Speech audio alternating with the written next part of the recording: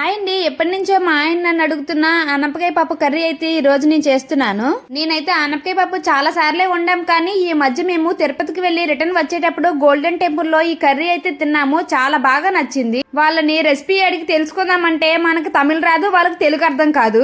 అక్కడి నుంచి వచ్చిన దగ్గర నుంచి మా ఆయన అయితే ఒకసారి అలా ట్రై చెయ్యని అంటున్నారు. అందుకనే ఏదో నాకు వచ్చినట్టుగా ట్రై చేస్తున్నాను. చూడాలి మరి టేస్ట్ ఎలా వస్తుందో.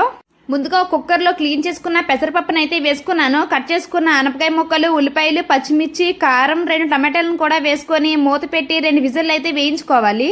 ఆవిరిపోయిన తర్వాత సరిపడగా సాల్ట్, కొద్దిగా కొత్తిమీర, కొద్దిగా చింతపండు రసాన్ని కూడా వేసుకొని 10 నిమిషాలు అయితే మరిగించుకోవాలి. చివరిలో పోపు అయితే వేసుకున్నాను. అంతేనండి, నాకు తెలిసినంత వరకు నేనైతే ఆనపకాయ పప్పు అయితే రెడీ చేశాను. మా ఆయన అయితే సేమ్ టేస్ట్ అక్కడలానే వచ్చింది, చాలా బాగా చేసావన్నారు. నాకు కూడా ఏదో కొద్దిగా బాగానే ట్రై చేశాను అనిపించింది.